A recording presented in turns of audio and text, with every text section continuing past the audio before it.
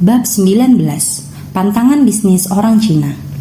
Orang Cina yang berhasil membangun perdagangannya sendiri akan dirayakan secara besar-besaran, baik oleh anggota keluarga ataupun rekan-rekannya. Setiap pedagang Cina mengharapkan dukungan dari keluarga dan rekan-rekannya. Dukungan itu berupa keuangan, barang-barang, promosi, atau dukungan moral. Membangun perdagangan dianggap sebagai suatu keberhasilan. Oleh karenanya, hal ini perlu disambut dengan cara mengumumkan kepada orang banyak mengenai jenis perdagangan yang dijalankannya.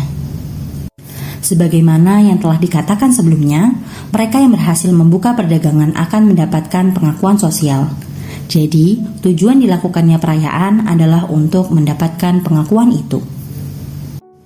Biasanya, perayaan itu diadakan dalam rangka pembukaan suatu tempat dan perusahaan perdagangan. Waktu yang baik untuk menyelenggarakan perayaan ini adalah tengah hari atau menjelang sore. Orang Cina tidak dianjurkan mengadakan perayaan di waktu malam. Perayaan itu tidak harus meriah, tetapi setidaknya ceria. Bagi yang mampu, mereka akan mengadakan tarian barongsai karena dipercaya dapat mendatangkan keberuntungan dan rezeki yang melimpah. Petasan dinyalakan dan setiap tamu yang hadir menghadiahkan kalungan bunga. Bunga itu harus berwarna-warni. Bunga yang putih tidak sesuai untuk perayaan ini karena dianggap sebagai pertanda berkabung. Jika perayaan itu berlangsung dalam suasana yang baik, artinya perdagangan itu akan berhasil. Seandainya saat perayaan itu berlangsung kemudian berpapasan dengan arak-arakan kematian, hal itu memberikan suatu pertanda yang tidak baik. Kemungkinan pedagang itu akan ditimpa kemalangan dan perdagangannya akan mengalami kerugian yang besar. Sebab itulah sebelum membuka tempat yang baru, para pedagang Cina akan memilih hari yang baik dengan bantuan tukang ramal dan ahli Feng Shui.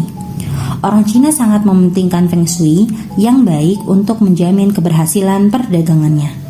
Meskipun kebanyakan dari kita menganggap semua kepercayaan itu omong kosong belaka dan tidak masuk akal, hal ini mempunyai pengaruh yang kuat bagi pedagang Cina.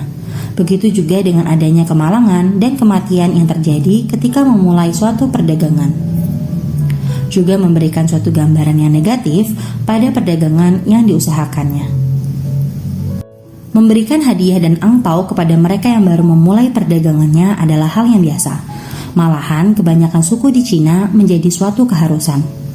Orang Cina mempunyai larangan agar tidak memberikan hadiah seperti jam, gunting, dan benda yang tajam kepada pedagang. Hadiah yang paling disenangi oleh para pedagang adalah patung dewa rezeki dan panjang umur. Begitu juga replikasi uang emas, buah labu, patung kura-kura, dan katak yang dikatakan dapat memberikan ong atau keberuntungan kepada pedagang. Semua itu hanya kepercayaan yang tidak didasarkan pada bukti yang bersifat keilmuan. Namun hal itu memberikan dampak psikologis yang kuat kepada pedagang Cina.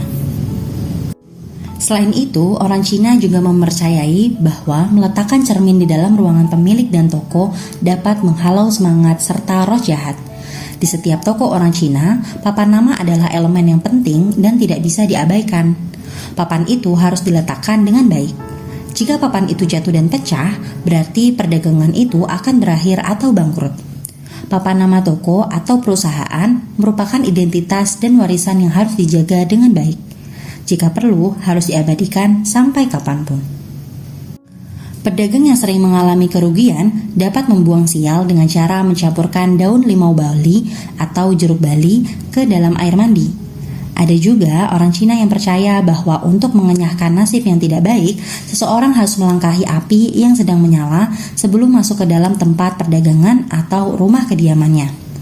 Untuk mendapatkan nasib yang baik dan agar selalu didampingi keberuntungan, pedagang dianjurkan melakukan sebanyak mungkin kebaikan dengan memberikan derma, sedekah, dan sumbangan. Diharapkan perdagangannya akan mendapat berkat dari Tuhan.